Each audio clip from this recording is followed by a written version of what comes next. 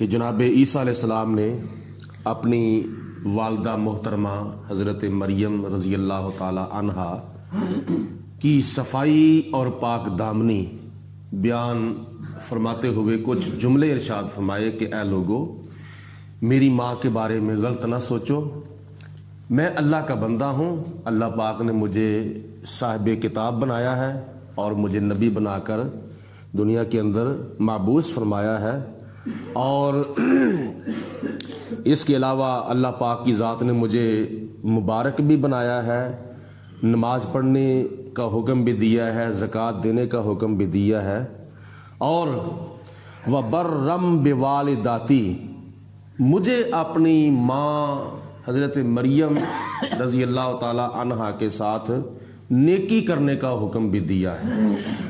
یہ والدین کے ساتھ احسان اور نیکی اور خدمت اور اطاعت کرنا ایک ایسا عمل ہے جو کہ اللہ تعالیٰ کے نبی بھی دنیا کے اندر سر انجام دیتے رہے۔ اللہ پاک کی ذات نے اپنے نبیوں کو بھی حکم دیا ہے کہ اپنے والدین کے ساتھ حسن سلوک کرو۔ وَلَمْ يَجْعَلْنِي جَبَّارًا شَقِيًّا، اور اللہ پاک نے مجھے جبار نہیں بنایا۔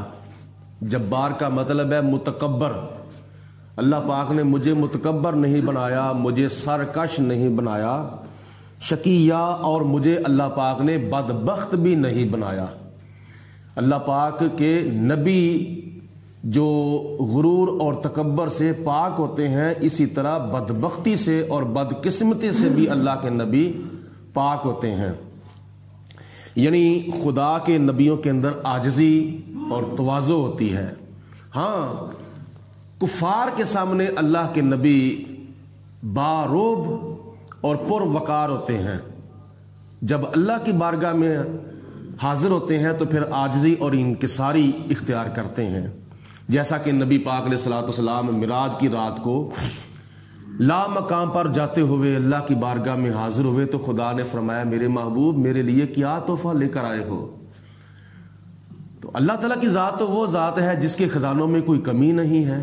آج ہمارے پاس کوئی مہمان آتا ہے تو کوئی فروٹ کی شکل میں، مٹھائی کی شکل میں تحفہ لے کر آتا ہے اور ہم اس کو کھاتے ہیں اور ان کو بھی دیتے ہیں، لیکن اللہ پاک تو کھانے سے پاک ہے، اللہ پاک پینے سے پاک ہے، تو خدا تعالیٰ کو کسی تحفے کی کیا ضرورت تھی؟ لیکن خدا تعالیٰ اس کے باوجود فرما رہا ہے۔ تو حضور علیہ السلام نے اللہ تعالیٰ کی بارگاہ میں عرض کی، یا پروردگار عالم، میں تیری بارگاہ میں وہ تحفہ لے کر آیا ہوں جو تیری بارگاہ میں ہے ہی نہیں۔ تو اللہ تعالیٰ فرماتا ہے میں تو علی کل شیء قدیر ہوں، میرے خزانوں میں تو ہر چیز موجود ہے، تو وہ کون سا تحفہ تم لے کے آئے ہو جو میری بارگاہ میں نہیں ہے؟ تو عرض کی، یا پروردگار عالم، میں تیری بارگاہ میں تحفہ عاجزی کا اور انکساری کا لے کر آیا ہوں۔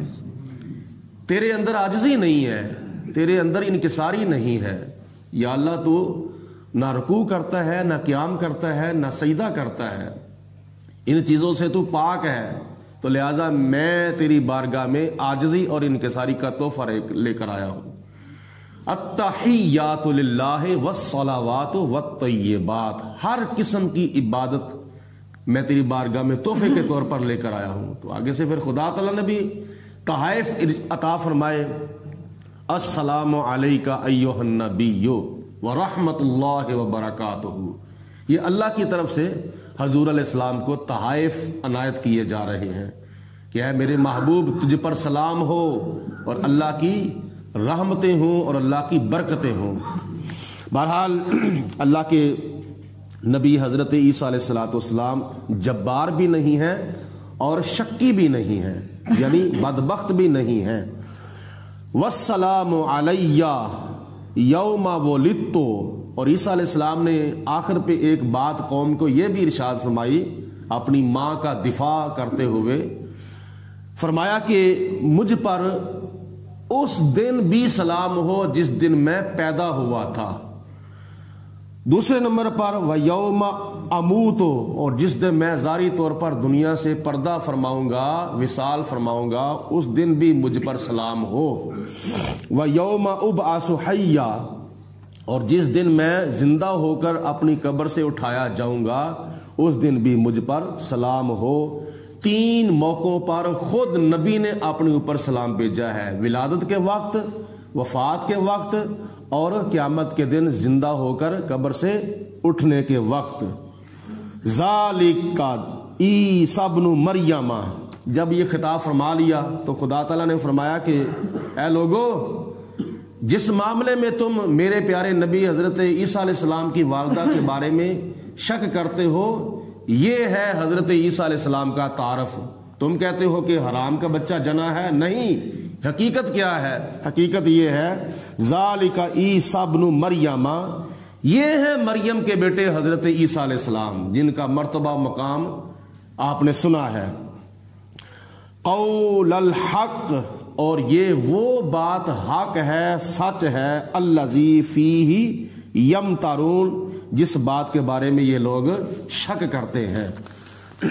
ما کان للہ، اللہ تعالیٰ کی شان کے یہ لائق نہیں ہے، ان یتخذ من ولدن، کہ اللہ پاک اپنا کوئی بیٹا بنائے، یہ اللہ تعالیٰ کی شان کے مطابق نہیں ہے، جیسا کہ عیسائیوں کے غلط اور شرکیہ اور کفریہ عقیدے کی اللہ پاک نے یہاں تردید فرمائی ہے۔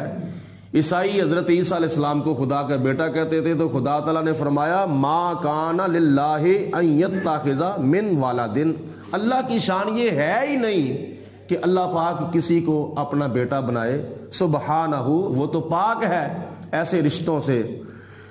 اذا قضى امرا، جب اللہ پاک کسی کام کا ارادہ کرتا ہے، فیصلہ کرتا ہے، فانما یقول له، اس کو صرف اتنا فرماتا ہے کن، ہو جا، فیکون، تو وہ ہو جاتا ہے۔ تو اللہ تعالیٰ کی ذات وہ ہے جس کے پاس صفت کن ہے، وہ کن کہتا ہے تو جو چاہتا ہے وہ ہو جاتا ہے۔ تو پھر خدا تعالیٰ کو اولاد اور بیٹا بنانے کی پھر کیا حاجت ہے؟ کو کہو وَإِنَّ اللَّهَ رَبِّي وَرَبُّكُمْ، بے شک اللہ میرا بھی رب ہے اور تمہارا بھی رب ہے، فَاعْبُدُوهُ، تو تم اس کی عبادت کرو۔ اللہ کے سوا نہ کوئی عبادت کا حقدار اللہ کا نبی ہے، اللہ کے سوا نہ کوئی عبادت کا حقدار اللہ کا ولی ہے۔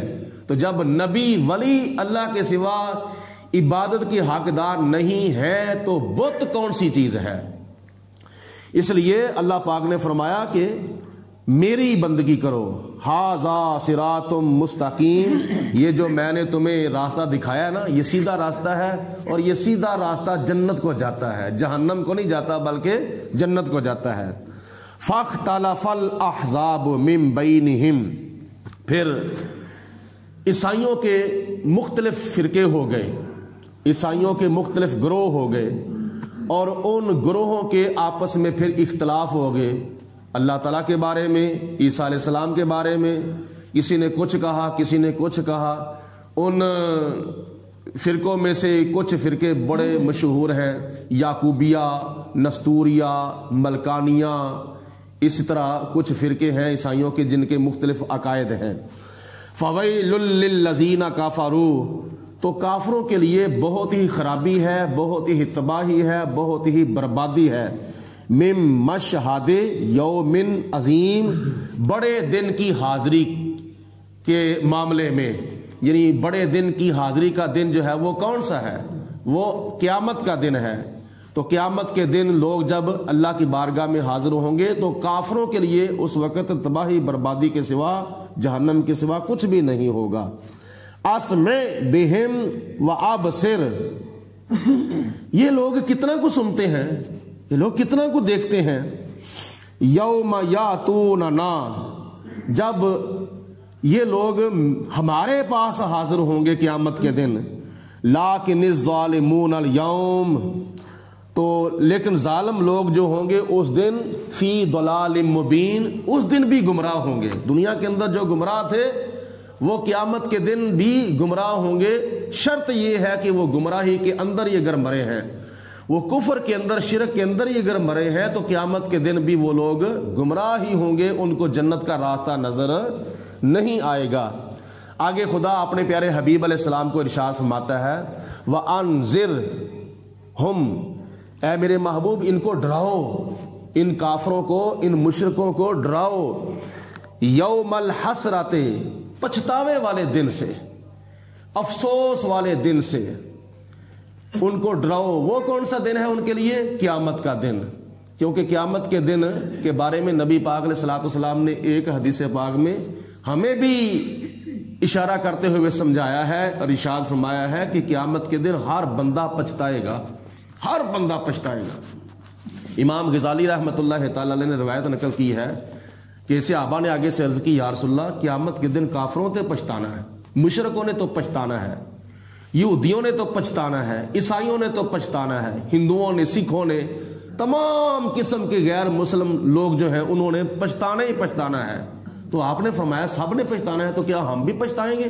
مسلمان بھی پچھتائیں گے جو آپ کا کلمہ پڑھتے ہیں اور آپ سے محبت رکھتے ہیں، آپ کے ساتھ پیار کرتے ہیں اور دنیا سے جاتے ہیں تو ایمان کی سلامتی کے ساتھ جاتے ہیں، تو کیا وہ بھی پچھتائیں گے؟ تو حضور علیہ السلام نے فرمایا ہر شخص قیامت کے دن پچھتائے گا، افسوس کرے گا۔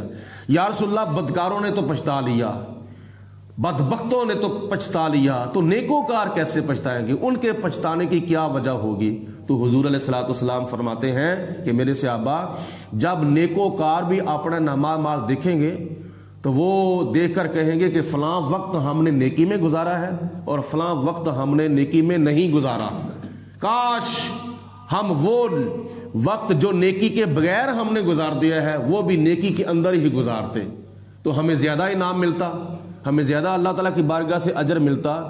تو جو وقت دنیا کے اندر نیکی کے بغیر گزر جاتا ہے اس وقت کے بارے میں نیکوکار بھی قیامت کے دن پچھتائیں گے۔ ایک اور حدیث پاک سن لیں، آگے بھی آپ نے سنی ہے، پھر سن لیں اور اوروں کو بھی بتانے کی کوشش کریں۔ نبی کریم علیہ الصلوۃ والسلام نے فرمایا قیامت کے دن سب سے زیادہ پچھتاوا اس شخص کو ہوگا جس کو دنیا کے اندر دین کا علم سیکھنے کا موقع ملا مگر اس نے اس موقع سے آخرت کا فائدہ نہ اٹھایا، موقع کو ضائع کر دیا، تو وہ قیامت کے دن سب سے زیادہ پچھتائے گا۔ اور دوسرے نمبر پر وہ بھی پچھتائے گا کہ جس نے علم سیکھا اور اس علم سے فائدہ نہ اٹھایا، یعنی اس کے اوپر عمل نہ کیا، وہ بھی قیامت کے دن پچھتائے گا۔ وَأَنذِرْهُمْ يَوْمَ الْحَسْرَةِ، اے میرے پیارے حبیب علیہ السلام آپ ان کو حسرت والے دن سے ڈرائیں، یعنی افسوس کرنے والے پچھتاوے والے دن سے ڈرائیں۔ اِذْ قُضِیَ الْأَمْرُ، جب فیصلہ کر دیا جائے گا، جنتیوں کا جہنمیوں کا فیصلہ کر دیا جائے گا۔ وہ فیصلہ کیا ہے؟ وہ نبی پاک علیہ السلام نے ارشاد فرمایا کہ جنتی جنت میں جب چلے جائیں گے، جہنمی جہنم میں جب چلے جائیں گے، تو جنت اور دوزخ کے درمیان ایک دمبے کی شکل کے اندر حضرت یحییٰ علیہ السلام کو حکم ہوگا کہ وہ اپنا دمبے کی شکل میں ایک جانور ذبح کرے، تو وہ اللہ پاک کے حکم سے دمبے کی شکل میں جب جنت و دوزخ کے درمیان حضرت یحییٰ علیہ السلام جانور ذبح کریں گے تو پھر خدا تعالیٰ فرمائے گا جنتیوں اب موت نہیں آنی، جہنمیوں اب موت نہیں آنی۔ قیامت کے دن تو موت کو بھی موت آ جائے گی، تو جب قیامت کے دن موت کو موت آ جائے گی تو پھر اس کے بعد ہمیشہ کے لیے نہ جنتیوں کو موت آئے گی نہ جہنمیوں کو موت آئے گی۔ جہنمی جتنا مرضی جہنم کے اندر سڑیں گے، جلیں گے، جلسیں گے، لیکن ان کو عذاب تو ہوتا رہے گا مگر موت نہیں آئے گی۔ آج تو ذرا کو تھوڑی سی کسی کو آگ لگ جائے تو وہ اتنا زیادہ کام بڑھ جاتا ہے تو موت کے قریب ہو جاتا ہے، لیکن قیامت کے دن جہنم کے اندر جانے کے بعد کافروں کو موت نہیں آئے گی۔ یہ ہے اللہ تعالیٰ کا فیصلہ، اذ قضی الامر، جب فیصلہ کر دیا جائے گا۔ وہم فی غفلۃ، اور یہ لوگ ابھی تک غفلت میں ہیں، اتنا کچھ سننے کے باوجود ابھی تک ان کی آنکھوں سے غفلت کے پردے نہیں اٹھے۔ وَهُمْ لَا يُؤْمِنُونَ، اور اللہ تعالیٰ فرماتا ہے میرے محبوب علیہ الصلوۃ والسلام یہ ایمان نہیں لائیں گے یہ کافر لوگ۔ اِنَّا نَحْنُ نَارِثُ الْأَرْضَ وَمَنْ عَلَيْهَا، اے میرے حبیب علیہ السلام آپ ان کو یہ بھی فرما دیں کہ ایک وقت ایسا آئے گا ہم زمین کے بھی وارث ہیں اور جو کچھ زمین کے اوپر ہے ہم اس کے بھی وارث ہیں۔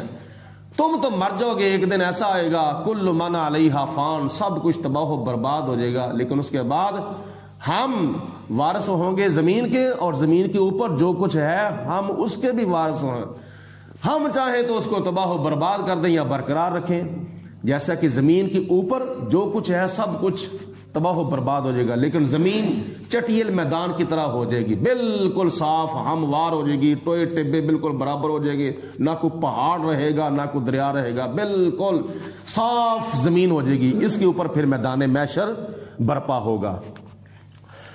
اور وَإِلَيْنَا يُرْجَعُونَ، اور ان کو پھر قیامت کے دن ہماری طرف لوٹنا پڑے گا اور ہماری بارگاہ میں حاضر ہو کر حساب و کتاب دینا پڑے گا۔ اگلے رکوع کے اندر حضرت ابراہیم علیہ السلام کا ذکر خیر ہے، اور انشاءاللہ تعالی کل کیا جائے گا۔